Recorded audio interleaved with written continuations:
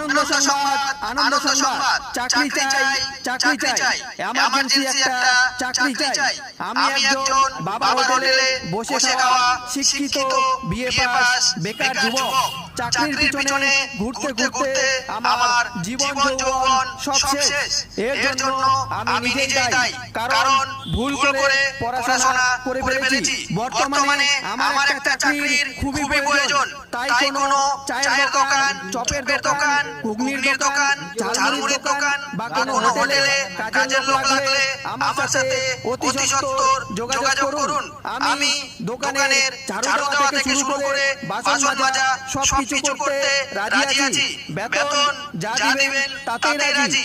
আমার চাকরি হলেই হলো, কারণ বাবা হোটেলে প্রতিদিন গালি খাওয়ার থেকে অন্যের হোটেলে গালি খাওয়া অনেক ভালো। তাই কোনো দয়ালু ব্যক্তি যদি তার চায়ের দোকানে